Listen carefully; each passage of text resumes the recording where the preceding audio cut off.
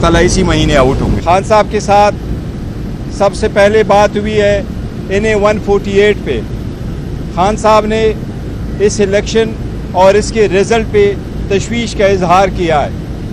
इन्हें 41-48 के बारे में खान साहब का ख्याल है कि इसके साथ ही इलेक्शन कमीशन की इंटायर क्रेडिबिलिटी अब ख़त्म हो चुकी है। एक आईनी इदारा जिसकी सारी ज़िम्मेदारी आईनी यही है कि वो free fair and transparent election करवाए, अगर उसके सामने ही फॉर्म 45 भी फॉर्ज किए जाए, फॉर्म 47 भी फॉर्ज किए जाए, वो न वहाँ ऑब्जर्वर भेज सके, न खुद मॉनिटर कर सके, न इंडिपेंडेंट रिपोर्ट। जिस तरीके से रिपोर्ट पटन की आई है जिसमें इस्लामाबाद के सारे तीनों कंस्टिट्यूंसी के बारे में पीटीआई की जीत का जिक्र किया है, अगर इस किस्म की रिपोर्टें आईं तो इसके साथ ही इलेक्शन कमीशन की सारी क्रेडिबिलिटी ख़त्म हो चुकी है। एक इदारे की हैसियत से, एक आईनी इदारे की हैसियत से, इसकी ज़िम्मेदारी की हैसियत से कि ये फ्री फेयर और ट्रांसपेरेंट इलेक्शन करवा सके।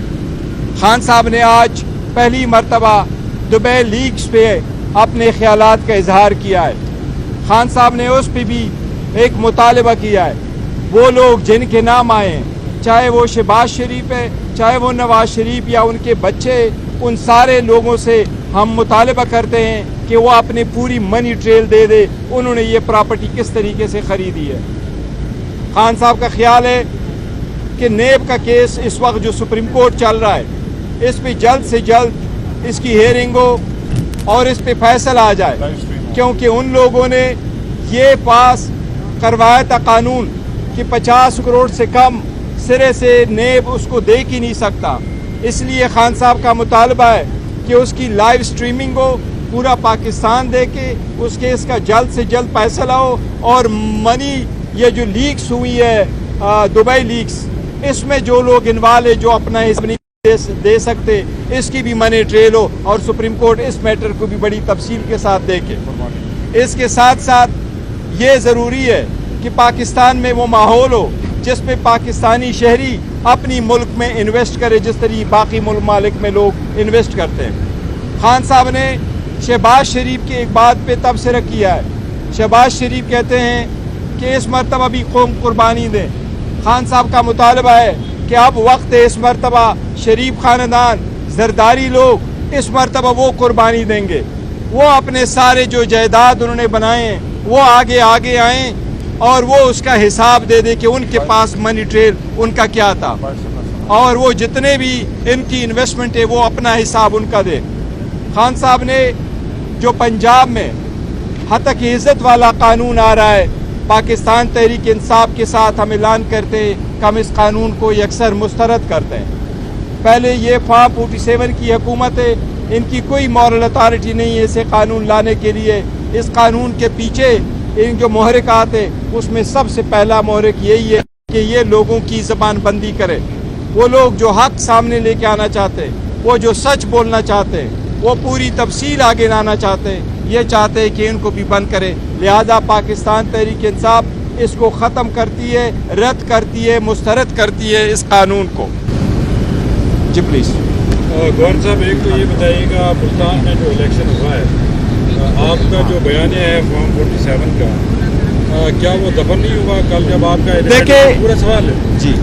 एक तो आपका कैंडिडेट आ रहा है वहाँ से, दूसरा ये बताइएगा कि गुज़श्ता समाज में पिछला भी बड़ी नाराज़ नज़र आई, पानी PTI से भी, अपने वकला से भी, क्या इशू था बीच में? क्या वाकई जो उन्होंने रीज़न दिए हैं कि पिछली समाज के, हमें तो लग रहा है वो इशू नहीं है, कोई और इशू है। एक तो ये बताएं, दूसरा कि जो आप दुबई लीग्स की बात करें उसमें PTI के कुछ लोग। देखिए, पहली बात तो जब आप नेशनल असम्बली की कंस्टिट्यूंसी यानी 148 का तस्करा कर रहे हैं, मैं कह रहा हूँ कि हमने इसी का जिक्र किया खान साहब के साथ कि जो लोग कहते हैं हम जीत चुके थे, ये पहले दिन से कह रहे थे हमारे 30,000 की लीड होगी। ये बाय इलेक्शन है और ये तो चंद 100 वोटों से जीत चुके थे। और ये एक अजीब किस्म की ये कहते हैं कुदरत है کہ یہ آپ کہتے ہیں ان کے دو بھائی آلریڈی قومی اسمبلی میں ہے, تیسرا بھائی بھی قومی اسمبلی میں آ رہا ہے, چوتھا بھائی وہ پروونشل اسمبلی میں موجود ہے. تو یہ سارا کے سارا سورہ دنیا نے دیکھا ہے.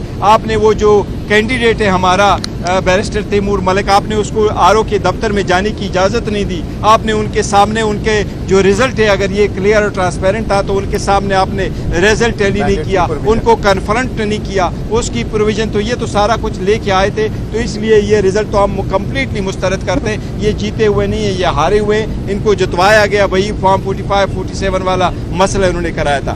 جہاں تک بی بی کا ہے تو بی بی صاحبہ کا اپنے وکلاء سے کوئی ناخوش نہیں ہے. انہوں نے ڈسٹرسٹ شو کیا تھا جج صاحب پہ, کیونکہ وہ پہلے جس طریقے سے تیزی سے کیس چلا رہے, رات کے وقت آپ کو نوٹس آ رہے ہیں, لاہور سے وکیلوں کو بلوایا جا رہا ہے اور کہا جی کہ آپ صبح 8:30 بجے پہنچ جائیں. تو ہم کہتے ہیں باقی کیسز میں جس طریقے سے آج ہمیں بڑی خوشی ہے کہ ٹریان کے کیس میں اسلام آباد ہائی کورٹ نے اس کیس کو ڈسمس کیا اور بہت اچھا کیا ہے, کیونکہ یہ پٹیشن ڈسمس ہو چکی تھی.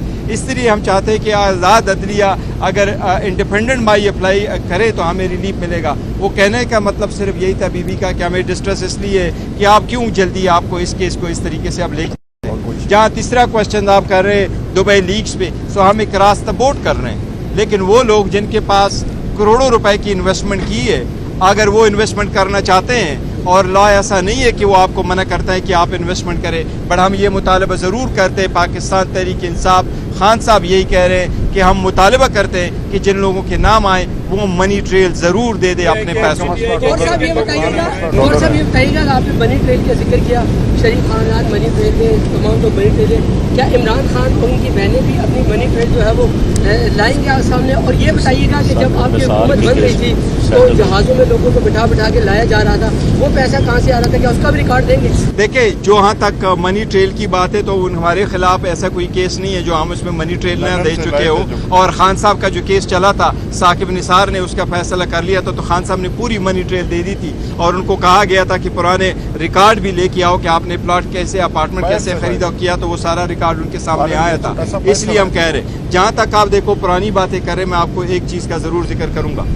اگر کوئی بندہ اپنی مرضی سے کسی پارٹی کو چھوڑ کر دوسری پارٹی میں شامل ہوتا ہے, یا وہ پہلے دن سے اپنے نامینیشن پیپر اس نے فائل کیے ہیں کہ میں انڈیپینڈنٹ کنٹیسٹ کروں گا, اور وہ انڈیپینڈنٹ کنٹیسٹ کر کے جیتتا ہے, وہ جیسے چاہے پارٹی کو جوائن کرے, اس کے پاس یہ رائٹ ہے.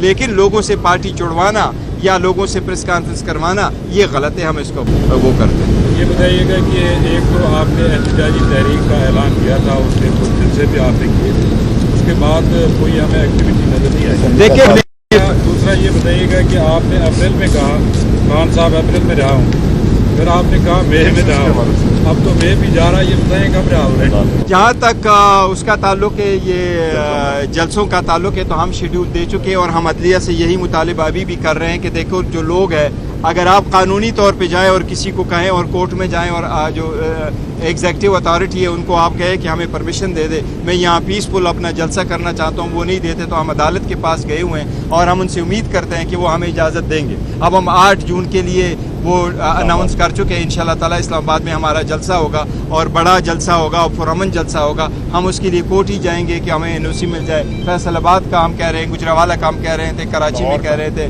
لاہور کے لیے کر رہے ہیں. تو ہم کوشش کر رہے ہیں تاکہ ہمارے پاس وہ این او سیز ہوں اور عدالت کے تھرو ہو تاکہ ہمیں مسائل نہ ہو. تو ہم تو کر رہے ہیں, وہ انشاءاللہ تعالی وہ پروسیس ہمارا چلے گا. جہاں خان صاحب کا تعلق ہے, میں نے آپ کو پہلے بھی کہا تھا کہ عدلیہ کا ٹیسٹ ہے. عدلیہ جس طریقے سے آج ٹریان کا کیس کا فیصلہ ہوا ہے, جس میں جج صاحبان نے کہا یس یہ فیصلہ تو ڈیسائیڈ ہو چکا ہے اور بہت اچھا کیا ہے جہانگیری صاحب نے, کہ انہوں نے اس قسم کا فیصلہ کیا, اور ایسے ججمنٹس آنے چاہیے جو لوگ دیکھیں کہ واقعی انصاف ہوتا ہوا نظر آ رہا ہے. ہمیں عدالتوں سے امید ہے انشاءاللہ تعالیٰ اگر یہ جلد فیصلے کریں گے تو خان صاحب انشاءاللہ تعالیٰ اسی مہینے آؤٹ ہوں گے. Thank you.